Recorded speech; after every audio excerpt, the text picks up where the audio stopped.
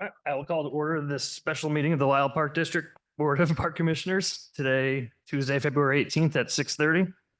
Dan, can I get a roll call? Sure. Commissioner Dombrowski is absent. Commissioner Tapella, Present.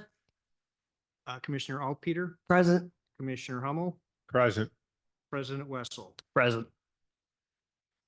All right, moving on to public comment. Visitors are welcome to address the Board of Park Commissioners. You are asked to raise your hand and wait to be recognized by the president. When recognized, please state your name, address, and item you wish to discuss. It is requested that one spokesperson for a group be appointed to present the views of the entire group rather than have multiple individuals repeat similar opinions. There will be a 5-minute time limit per speaker. Is there any public comment? Yeah. All right. Seeing none, we will move on to the presentation of the indoor recreation space feasibility study, kickoff presentation and discussion. I'd like to introduce Yeah. Leon and Phil from Pros Consulting. Staff met with them since 1 o'clock this afternoon. Kind of a crash course on the Park District. And they're here to present kind of their initial steps and what to expect through the rest of the project. Okay. So take it away. All right, thank you. Very nice to meet you all. My name is Leon Younger. I'm president of Pros Consulting. Phil Parnan, he's been with Pros Consulting for the last 8 years. So we have the opportunity to work with you and we look forward to that, doing your feasibility study for potential community center. A little bit about Pros, and you want to go to the slideshow? Oh, we're gonna move. Oh, okay. Is that If okay? you don't mind. Yeah. Well, I'm just. Oh, okay. I'm fine. You got the best seat, right? Okay. So Pros Consulting, we've been in business for 30 years. Prior to starting Pros, like when I started Pros 30 years ago, I was a director in 4 different park systems and a recreation superintendent and for the largest recreation park district in Kansas, which was in Johnson County. And my last stint was the director of Indianapolis. And so starting Pros, our whole focus has been on really on the operational planning side of parks and recreation. So we do master planning, strategic planning. We do a lot of needs assessment, operation and maintenance plans. We do a lot of business plans, feasibility studies for all different types of recreation facilities and programs that are really related to how park districts and park systems, both whether they're districts, city, county, and we work with over 1,200 park systems throughout the United States in the last 30 years. There's about 360 CAPRA accredited agencies in the United States, and we've worked with 40% of them. And of all the gold medal agencies in the last 20 years, we've worked with 50% of the top agencies. So we have a good sense about what's going on in this country and also what happens here in the Chicago market. We've had a lot of really great clients up here as well. So we really kind of understand the park district climate and the issues you deal with and how the boards operate. And so we're just want to share with you and ask you tonight is just not only go a little bit over our scope, but also just really ask you some questions, because it's always important we understand the way you think, what you're looking for out of this. And so a lot of my questions are really going to be built around that. We also have a partner, and I know you've used ETC Institute in the past when we were doing the master plan for you with Lisle a couple of years ago. ETC has been a longtime partner with Pros. I used them when I was a practitioner. And so they're the largest survey company in the United States for parks and recreation. So we have a lot of confidence with them. And over the last 5 years, we've had 37 bond issues. And in every one of those bond issues where the ETC had basically indicated that the bond issue would pass, it has passed. So, we haven't lost any. And so in the process, we trust them. And I think that's a really important component when you're working with a survey company. Now, in our plan here, we have 2 different types of surveys, and Phil will walk you through that. But I just want to share with you that kind of where we're coming from when we bring in a partner like ETC Institute. Okay. So our objective here is to really demonstrate all the interest that people have about whether there's a need and how we demonstrate that need, and using good data, sound analysis, and valid assumptions. We really focus on the market, how much of the market really is present and willing to support a feasibility study for a community facility center. And then financially, we really work with the staff and you all in really looking at all of the ways that the facility could be supported, and also what it needs to be included, how it would be operated, how it would be managed, what program services would be involved.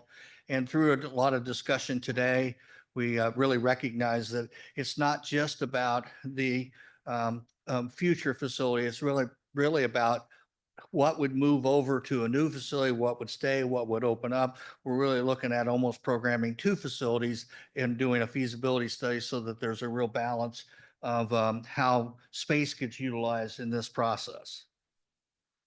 Turn it over to Phil. Thank you, Leon. So as part of the feasibility study, our process began today. Actually, it began before today with data collection. Thank you for sending some of those documents in advance. Today was about understanding the perspective of staff, where are some of their needs for new indoor recreation spaces. From here, we'll move on into the development of a social pinpoint website, which I'll touch on in a couple of slides down the road, which is part of our community input.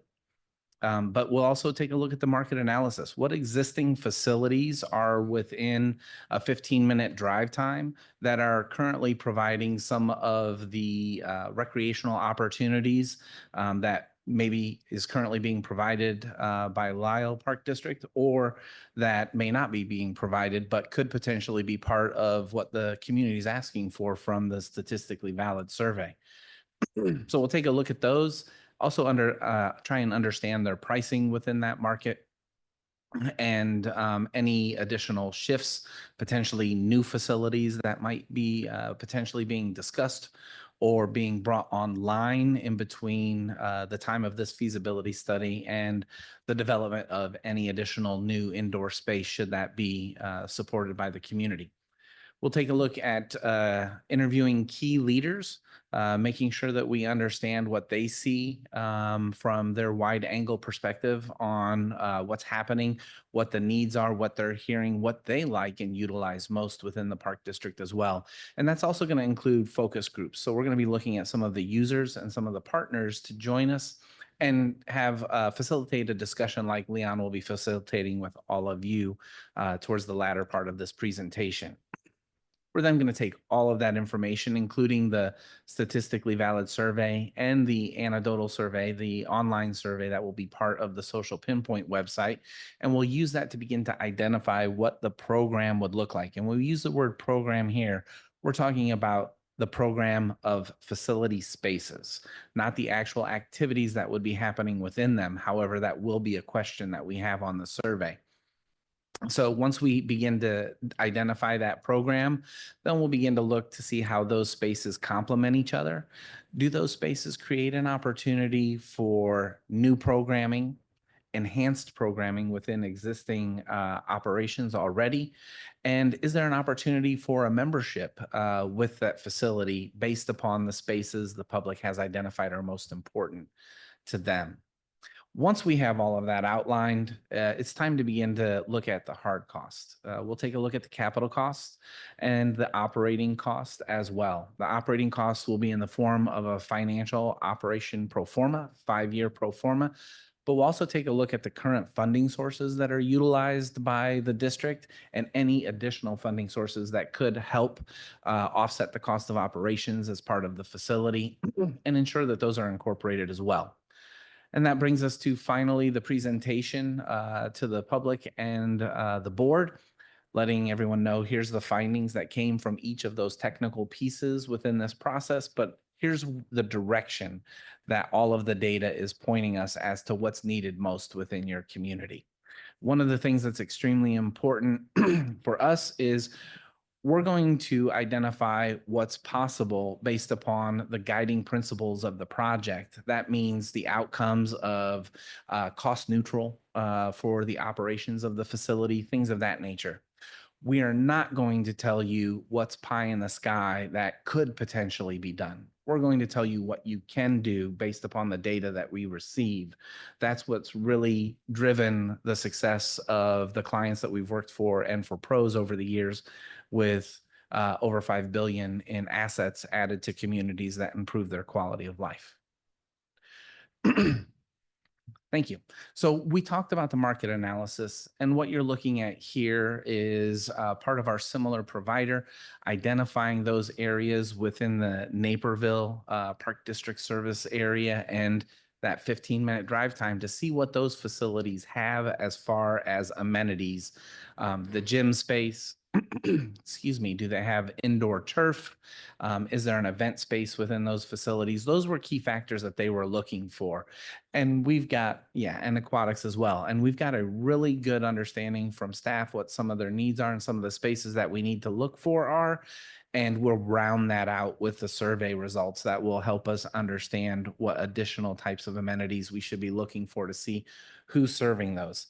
The market analysis is as much about knowing what's out there as it is identifying gaps in services where there's an opportunity for Lisle Park District to develop its own niche in being able to provide those services. And it's not just for programs and events and spaces that are happening today, but we'll utilize demographics and trends analysis, an update to what was provided as part of the strategic master plan, just to see if there's a change in the projections for growth and if there's been a shift in the recreational trends that people from within the Lisle Park District are looking to participate in. And so that's a really good data point for us to not duplicate services where the demand in the market does not exist, because that's going to be problematic for future operations. And so we want to avoid those potential pitfalls and identify the path of least resistance to provide the community what they need for an improved quality of life. Next slide. Excuse me. So we've got a wide range of engagement techniques. Unfortunately, a couple of those are a little bit dark to see, so I'll read those out loud. But the top center is the board meeting this evening and engaging you all to understand your perspective as representing the public. That's our first starting point. To the left of that, you see that we have the social pinpoint website. What's beautiful about that, excuse me for one second. What's beautiful about the social pinpoint website is it's an opportunity for continuous engagement from the start of the process in this project to the tail end. It gives an opportunity for comment, an opportunity to take an online survey if they are not fortunate enough to be selected randomly as part of the statistically valid survey. Following that up, statistically valid survey in the lower left corner. And then the public forum, that's that presentation where we'll share our findings and the direction that all of the data is pointing the district to. And then the stakeholder and focus groups, I had mentioned a little bit earlier that we've begun that with our staff focus groups today. And we'll be looking to interview leaders and conduct a user group and partners focus groups as well. Social pinpoint, it's great. I love the fact that it gives us the continuous opportunity for public engagement at their own leisure. It provides us with the data analytics on how many people have visited the site, the level of engagement, where they've come from, where they've gone as part of that. And it's really good to see when you know that they're then turning to the district's website for additional information. And so we'll have this obviously branded, working with the communications and marketing team here to ensure that it represents the district and basically states what the project is about, a timeline with key milestones in there, and excuse me, the ability to update that as new information becomes available. Next slide. What we love about the statistically valid survey is it's accessible in 50 languages. It's defensible results, meaning that it's going to mirror the demographics of your district boundaries and the residents within that margin of error based on age segments, income, things of that nature, so that we can have a high level of confidence on the results from that. We've typically received a high return rate, especially when it comes to new opportunities such as increase in quality of life, assets, and programming. So typically around 25 to 35% return rate, even though it takes about a 15% return rate to achieve that that statistical validity, along with mirroring the demographics of your community. The high return rate is helpful as well, shows a high level of engagement. And we love the fact that ETC provides us with a map showing the geographical distribution of where folks live within the district that have participated. And as we said, it represents the community by population and the demographics associated with it. And we'll craft that in partnership, utilizing the information we've heard today, utilizing information that we hear from you all this evening, as well as the other stakeholder and focus groups. Where all of that data will lead us is to identifying the prioritized program. We'll take the survey results. So to give you a little bit of orientation to this slide, left-hand column from top down is the citizen survey results and the ranking for this community. And then the amenities that they ranked. And then we look at the age segments that get served by each one of those priorities. And then we'll take a look at the guiding principles. So from our meetings today, we know that one of the guiding principles is for this facility to be cost neutral in operations. That means generate the revenue that the expenses require for the full operation and the services provided to your residents. There will probably be a couple of different guiding principles that will come from our stakeholder input, discussion with staff, our discussion with you this evening as well. But here they wanted it to generate revenue, so have good revenue potential, meet the local needs, and have multi-jurisdictional draw for tournaments to have a little bit of economic impact for this specific facility. So those will be specific to the Lisle Park District and your guys' desire for guiding principles for this project. But then we look at what's the cost to develop those and what's the cost to operate those. Because sometimes the cost can outweigh the benefit. And you know that could increase the potential for operational challenges. So you want to go in with eyes wide open. And then obviously another column, partnership, sponsorship opportunities, and where those are high for naming rights and or for the potential for advertising as well too. There may be some additional that we come up with as part of this initial phase of the project, but this is a good starting point just to give you an example of what you'll be seeing as part of this process. Next slide. As we talked about with capital costs, we'll take a look at what the capital costs are per square feet. This example is utilizing the end of 2023 for a specific region. And so costs will obviously vary by region as well too. This cost depends on when it's constructed, the size, the type, and the quality of the furnishings and fixings. So furnishings, fixtures, and equipment. You see what some of the examples of FF&E are that are in the upper left-hand corner. And you see some examples of what they are not in the following table to the list to the right. Now, some of those items not considered FF&E, such as supplies for operations, those will be accounted for within the operational pro forma. So we'll be looking at staff time, we'll be looking at the cost for supplies, we'll be looking on what it takes on the amount of effort per square footage. That'll be our unit cost that we'll have established, and that will help us build out the performer. And you'll see an example of that here in just a few slides. So it's important to have an operational strategy. That's really what's going to drive the cost for implementing programs and operating the new facility. So we take your vision, mission, goals, and core values, which was great to see those right when we walked in the door from the strategic master plan that we did with the district. As I said, we'll be defining those guiding principles with the stakeholders, yourselves, and the staff.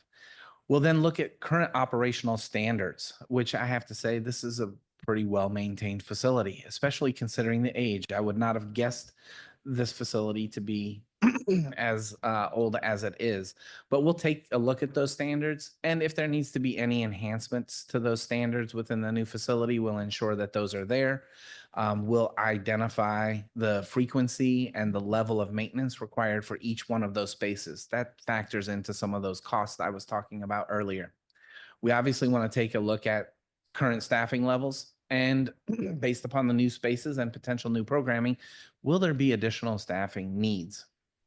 Because those will need to be factored into the pro forma as well. We have the maintenance standards as well, technology standards. So new technology, not just for the users of the facility, for those that might have rentals, not just for the front desk when they come in, but also for tracking the key performance indicators that will be able to help staff identify where operational improvements or enhancements might need to be made to achieve the outcomes during operations in real time. But then also customer service standards, making sure you have a customer-centric approach, which seems to already be the case with Lisle Park District, considering what we got to see today when we took our tours. Very impressed and appreciative to see those services being provided to all the customers, including a new couple that just moved into the area from North Carolina. It was fortunate to see them sit down with Debbie and discuss the senior facility and opportunities too. All of that factors into your sustainable operations. So all of those things in that operational strategy will help us create the pricing strategy and the revenue model.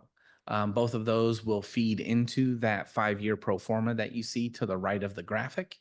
We'll also incorporate the operation standards and the maintenance standards because those are able to be quantifiable costs associated with the expenditure model. And more importantly, we'll be taking a look at incorporating life cycle replacement into the pro forma as well. So we know that furnitures, fixings, and equipment will all wear over time, and it's important to have a plan to replace those. Typically, we look at a 5% of your revenue generation annually being placed into a reserve for life cycle replacement, so that there's not a period of time that you need to wait to update those things as the need arises. Because one thing's for certain, we know that everything man-made on this planet does not last. So that time will come. And it's important to be prepared for that. As far as the funding and revenue strategy we talk about, identifying the current and looking at the new opportunities that exist. These are just examples of what we had done working with Norfolk, Virginia on identifying what they have for sources and new sources that they should consider. Sometimes park districts are maximizing all of the funding sources afforded to them, either via earned income, which is program fees and charges, sponsorships, that's what we refer to as earned. And sometimes they're maximizing everything that's afforded to them via enabling legislation from your state legislature. We just want to identify what those are currently. That helps us identify potential new ones that could be incorporated to achieve the outcomes and the guiding principles of the project. We have this on I believe it's a 9-month schedule starting here in February. There's a couple of pieces as part of this schedule that will move a little bit more rapidly than others. You can see they take up a smaller width of the Gantt chart that you're seeing here, but we're looking to wrap this up with you in September, and it gives us a little bit of wiggle room. We believe that we can have it wrapped up earlier than that, given the fact that there's not a extensive design part of this project. But we also know that there'll be times where there'll be some decisions that need to be discussed by the board and with staff And that does sometimes take time because we know that you all have lives outside of your board appointment or board elections and serving the district as you do in representing the public. At this point in time, I'm going to go ahead and hand this over to Leon for the engagement, and I'll be capturing all of the notes and the comments that you guys make as part of our engagement this evening. So thank you for the opportunity to present this. Look forward to getting your input as well. Do you have any questions for Phil from the presentation? I do have a question regarding the, Hang on, Carrie, can you? can I just talk louder? Okay. I have a question regarding your touch point website that's up throughout the whole process. Will that stay current? I know with like community engagement meetings or here's a link if you want to join a focus, if you're interested in a focus group, it won't redirect them back to ours or anything. It will, I just want to make sure that people are encouraged to, once they find it, not to be sent somewhere else. Yeah, so they have the ability to comment on that website as well too. We don't want them to have to go somewhere else. One thing we know is that people, the fewer clicks, the better. And so they'll be able to take care of all of that engagement right there on that website. If they want to, and I did mention, we get to see where they go after that.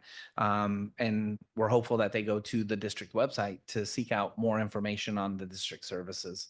So that was my only reason for bringing that up, but they'll be able to handle all of that on that website. Okay, I just wanted to make sure it stayed current, that there was a place Question. where people in the community, once they find it, they can keep going back if they're Oh, yes, they active can. throughout the process.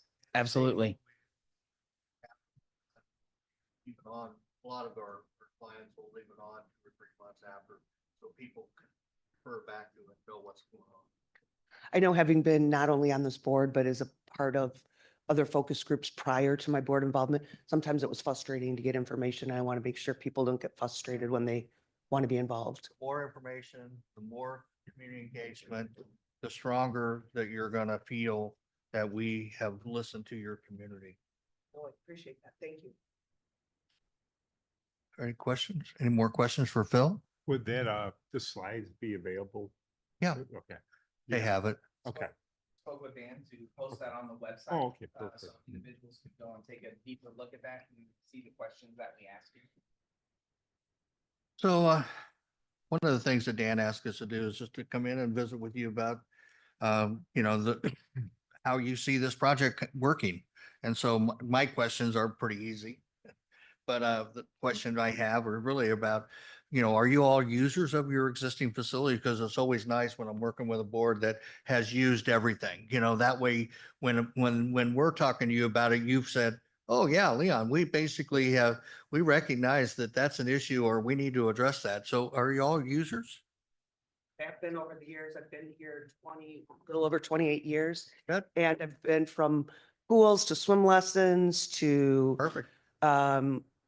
all the gym space, which is something that my family has found lacking over the years, quite honestly, having a young man and then a young adult who is constantly looking for basketball or gym space, to the museum campuses, to enjoying the concerts in the park. That's great.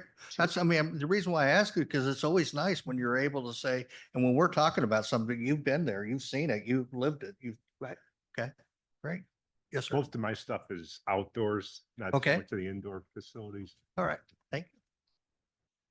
Yeah, that's it. Hey, real loud. Sorry about that. Yeah, I have an 8-year-old, so we've utilized a lot of more of the kind of children's services and stuff like that. But yeah, definitely utilize. That's great. Awesome.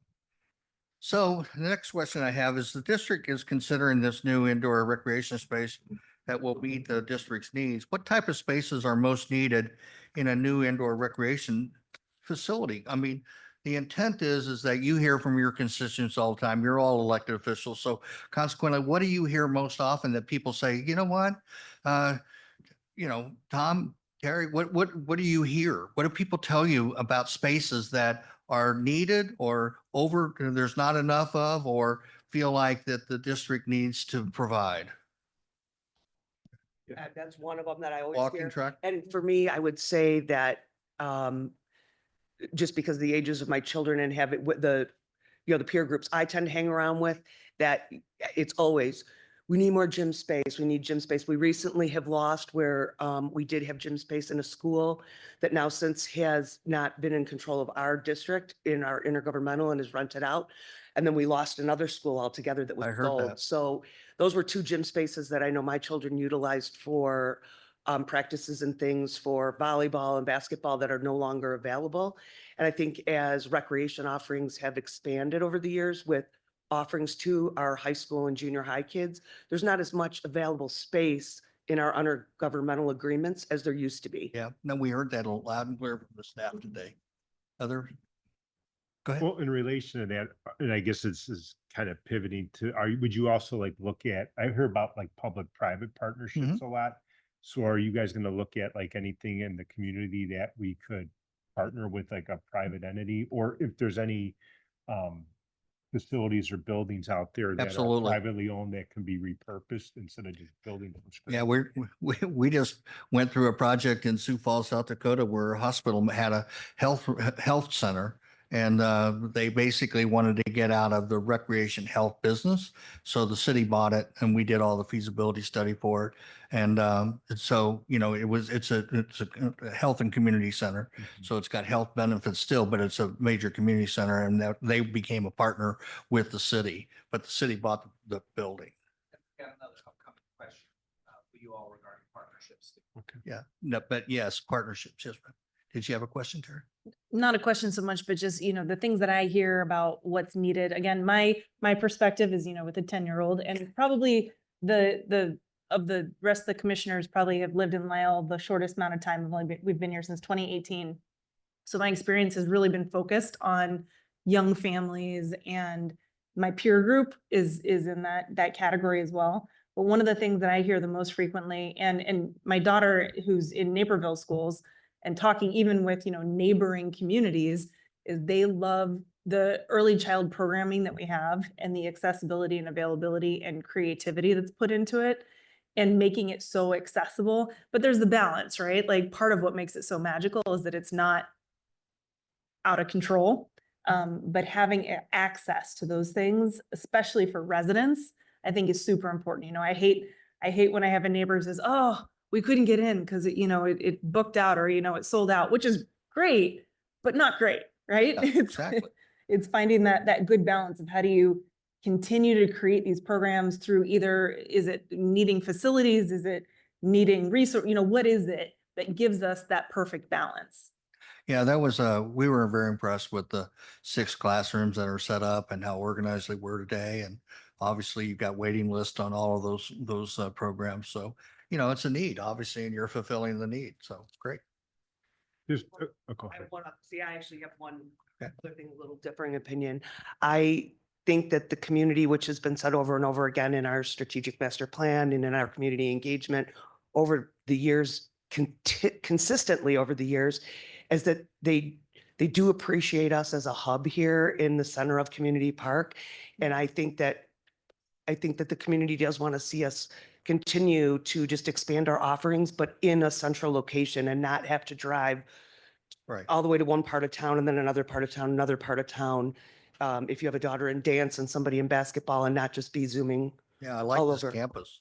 That's, and I do believe that the community has consistently acknowledged that throughout our engagements, is that, that it seems like that's the hub, that you're going to the center of town is to where the heart, here. Any other comments? Okay. Are there any program opportunities that you would like to see offered that are not offered currently, or existing programs that could be enhanced with new indoor recreation space? So what's missing? I mean, today we had really good discussions with the staff, and they gave us a lot of things that they would really, if they had the opportunity to have the space, they would program it and really feel there's a need for it. I mean, besides walking tracks and gyms, but other spaces that are really needed. But are there program opportunities you'd like to see offered that the district isn't offering, that people talk to you about as commissioners?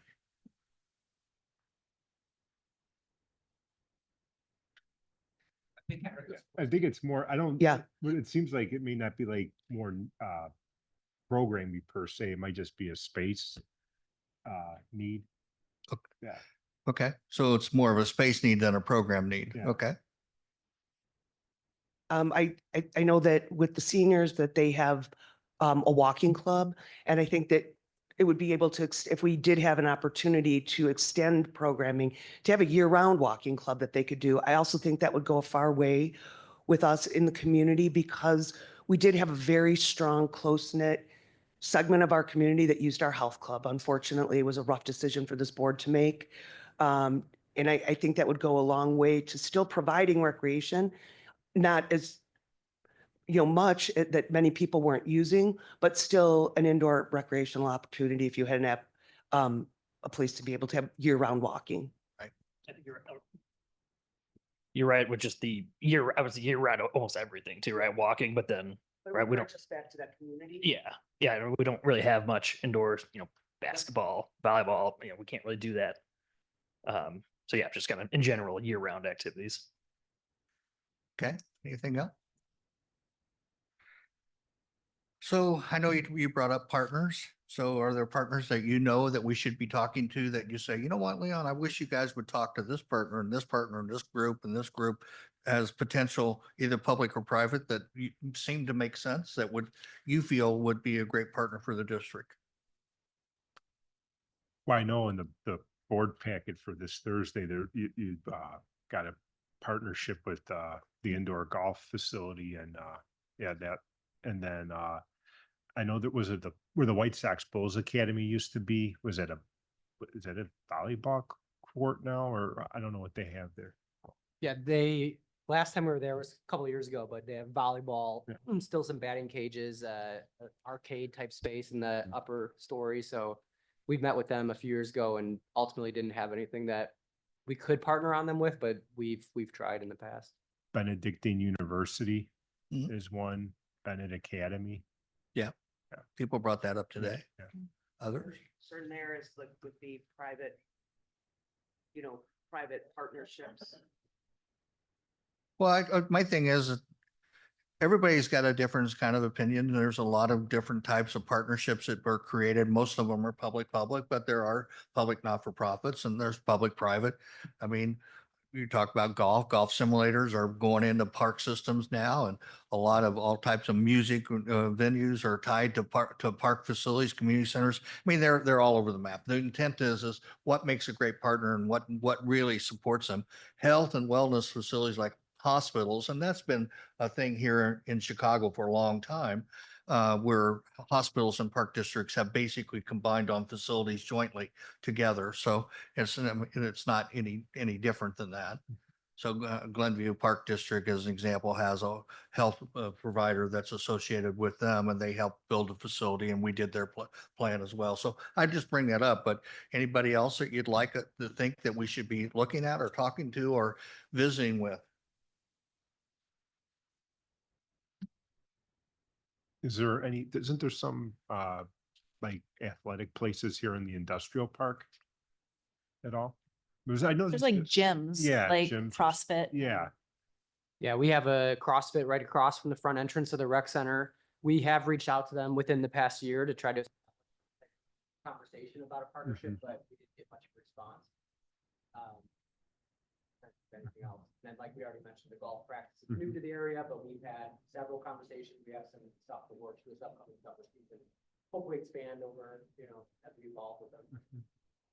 Well, come up, anybody that comes up, send it to Dan and we'll do the research with them. Can I just clarify what I guess what I wanted to say earlier is I'm all supporting partnerships that endorse our district and that like maybe are sponsoring our district. I'm not foreseeing public funds go to a private institution that then we're helping them for a reciprocal. that- So I just want to be clear on what my concern was with No, that they would be a partnership. part of the capital as well as the operating. They would be on your space, not in your space, their space. But now I understand, Yeah, yeah. Because I know that there are plenty of, in locally, there are some public-private sponsorships where taxpayer dollars have went to provide items on a privatized campus, and they were allowed reciprocal use. Well, as we all know, those reciprocal agreements, expire and go away and you have new management. And so I don't want to see us enter into anything like that. Good point. Yeah, and we talked a lot about some of the existing partnerships with the school district you have and things of that today. The staff brought out a lot of good discussion about that. So what do you think is the greatest obstacle that we'll have to overcome to make the indoor recreation spaces a reality in this community? Funding. Funding? Yeah, yeah. Getting people to recognize the value of the investment. I know the last bond issue Dan indicated you guys passed was in 2008, which is 17 years ago. So I was just, I mean, One that failed. It failed. oh, it's yeah. that in 17, Yeah. Yeah. the It one that- failed. Yeah, for Sea Line Aquatic Park, that, that passed in 2002. Oh, 2002. I Right. apologize. I thought it was 8, so it was 2002. Correct. That was the one that just fell off. Oh, just fell off. Okay, so it's you, okay, but that's the last one and it's 2025. That's why I'm asking. So that's 23 years ago. Right, and I would say, having been a part of that, that committee that did that, that was a real big, oh, sorry, Scott. That was a very big community. So I do believe that in this community, if people value in it, it's not hard to get it supported. And I think that with this project already, which I know why I was excited to get started, because we have had so many people talking over the years, and I think it's, it's time. Well, one of the things I talked to Dan about today and the team was really outlining all the things that you accomplished over the last 27 years or whatever it is, because I think you have to tell a story. People don't forget, time flies. And the intent is recognizing all the things you accomplished with the money you did have, that it was spent well and that you basically delivered on it. I know we did this with Mount Prospect. They hadn't passed a bond issue in 25 plus years, and we did their plan for them. And, in our survey, the survey indicated that it would pass, but the board was very hesitant about moving forward, but they did, and it did pass.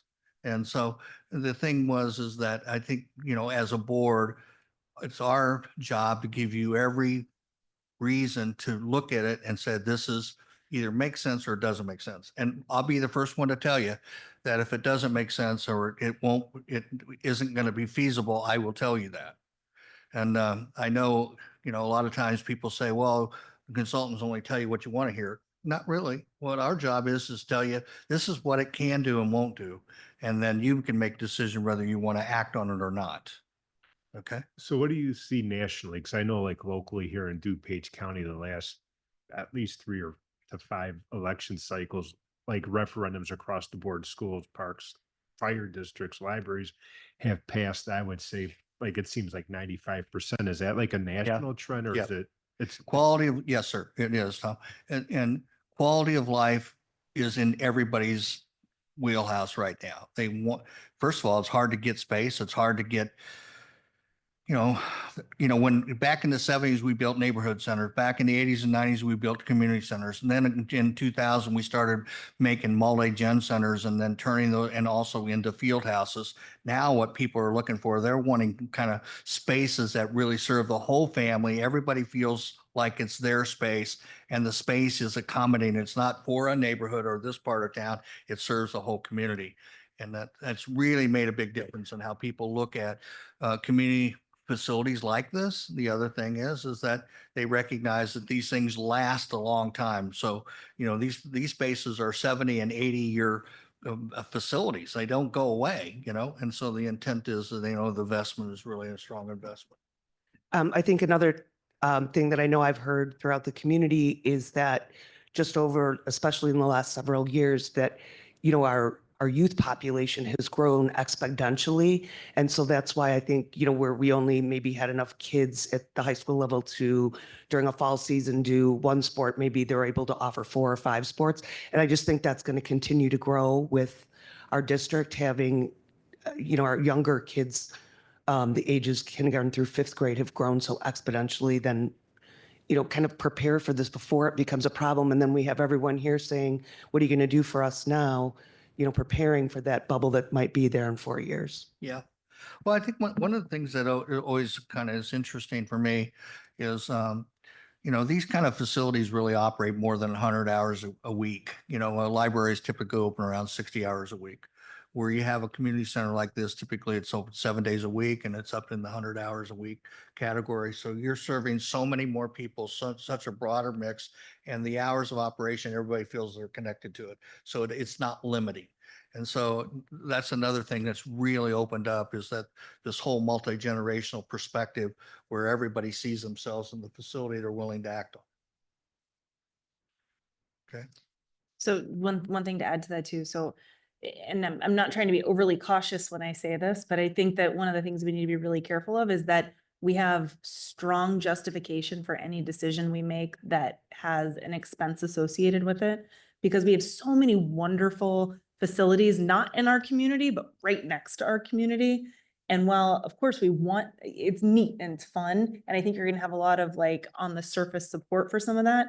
I think we need to be able to very, very clearly show any decision that we make to add within our community has long-term benefit that's going to be paid for, it's going to be sustained, and it's not just going to be a, let's do it now because it's cool, but in 5 years, it kind of starts to dip off because the shine wears off. I think that's going to be a really important thing for us to consider. One thing that makes it a community center that is the functionality of it. You know, when you have a single focus space, it can die a slow death. When you make it multifunctional, then you're constantly refeeding it and realigning it, and the space isn't capitalized by one group that says it's my space. And so you're able to maximize it because it has so many different options. And one of the things I was so pleased with in interviewing the staff today was their sharing of space. Nobody was trying to take over or dominate. They all know sharing is at the top of their culture here, and it was really refreshing. So Great. it was great. So we're here to basically say this is our first day on the job. We're excited about it, but we want to make sure that when you have any questions for us, anything that you would like to know, we're full go. We'll answer the questions, and that's kind of the end of our work tonight. Great. Yeah. Just a quick, did you just work on the Naperville one, or was it, Mhm. okay, now would you like, even though it's a different town, but it's next door, is there like lessons learned from that you would bring to? Well, we gave them all the information. Their board hasn't made a decision what the next step is. Mhm. They have a site, but they haven't made a decision whether what they're going to do. But in our situation with them, our role in the project was to evaluate how well their spaces are being used now, which is incredible. They have so many waiting lists and so many people that want a duplicate facility. It's just now they're working on how do we fund it, and their effort is lining up that option, and they haven't made a decision yet as a board. But we just finished it. That's a way larger demographic. Oh, yeah. Oh, It's not apples and apples. believe me, I understand that. I know what the demographic is, and I know what theirs is. Can I but- tell you that I've actually, having had kids and things, like gone to what I thought was the gym and being directed way down to 95th Street, like, at 45 no. minutes away. So All the things that you brought up, their board said the same thing. So I just want you to know that Yeah. they have a tough decision, because their community wants it and they're busting at the seams. But, the big thing is they have to make the decision whether they will act on what we are recommending. Other questions or comments or anything bug you or? That's everything for you guys? Yeah. thank you. Yeah, it was great. Can I say, I really enjoyed, I'm talking loud. I really enjoyed the structure of your presentation with us being so casual. It was really nice that I felt like we were a part of engaged in the process. So thank you for that. Thank you. Thank you. You can- Okay. I have nothing else. So what's our immediate next step? Well, we're just set up today. We're going to send out a summary report of what we learned today to the staff. And then we're going to meet on an every 2-week basis and keep this thing rolling. We'll have an outline of a project plan that Dan can share with you at any time where we are in the process. We have focus group meetings set up, and we're having individual stakeholder interviews that we're going to do. And we just got done with all the staff stuff and That's all like over the next 4 or 5 weeks, right? Well, so One more thing to add there, and that is sending out the creative brief to Dan, John, Sarah, and the communications and marketing team. We want to make sure that we have the social pinpoint website set up prior to conducting the focus groups and the leadership interviews. This way, we can point those individuals to the website. It's really important that when we conduct these types of engagement opportunities, that we ask for the participants to share this information, meaning the social pinpoint website, with their business networks, their personal networks via social media, so that more individuals can go ahead and participate and be part of the process. So that will have to be set up pretty quickly as well. but Dan can give you all the update. We'll be in constant contact with his group and his team, and they can fill you in. Okay. I have one other question, sorry. That I know you had mentioned that there's a place for public like that they could just comment. Yep. So is that's constantly Yep. monitored that, Mhm. okay. It's not a lot unlike how we did the strategic Right. master plan. It's, Remember that Right. standalone and we put website? pieces of our work on as we go along, so there's no surprises. No, I know, that's all I was concerned about. But I just wanted to make sure that it was a constantly monitored, Oh, yeah. And actually going back to the presentation with, was it ETC that Yep. does the survey? And I know you said that they basically, anything when they survey that it will pass, it passes. On where they recommended it. Correct, yes. So obviously there's but like different levels, like I don't know what threshold you use to say, okay, you're good, or, you're on the fence, or, I mean, is it like matter like where it is, like the Well, support? Yeah, there's 4 or 5 things that Yeah. go into that. One, would the public support it at what level? Okay, Mhm. so there's a point of, if, I'll just make this up. I'm not saying Yeah. it, but if would you pay $50 more a year to have this facility available? Mhm. I'm making it up. Yeah. So, and then what is that threshold in Mhm. terms of, so, and there's questions that are created around money. Okay. And actually, Dan, we talked a little bit about this today. We can kind of share some other questions from other districts that we've used. So you can kind of see how those questions are structured, Mhm. but that doesn't, I don't want to get to that point. We have to ask it in the survey, but in terms of where we go with it, we need to let the survey run itself. Okay. So while we were sitting here, I pulled up the survey results from the strategic master plan. And the question that you had, question 16, was how supportive would you be for paying additional taxes to acquire, develop, or maintain the types of parks, trails, and recreational facilities that are most important to your household? You're looking at 59% would be somewhat supportive to very supportive. And that's a general question. Mhm. With this process, we're going to get more specific. And so they'll have more tangible visual perspective, if you will, on what that specific ask is. It's for this type of facility with the types of spaces that will be identified and prioritized from the survey. And it's great because following that question up, you were talking about the percentage of referendums that have passed in the area and what are we seeing nationally. Well, thank goodness you guys had, as part of the survey, the 2 questions that we've been asking since COVID, which was, given the recent pandemic, how has your and your household's perception of the value of parks, trails, open space, and recreation changed? What we're seeing in there is exactly what we're seeing in yours, somewhat increased the importance and value to significantly increased was 61% for your community. And then for the follow-up question is, what's your perception of the value in 17, and how do you want the Lisle Park District to fund future parks, recreation trails, and open space?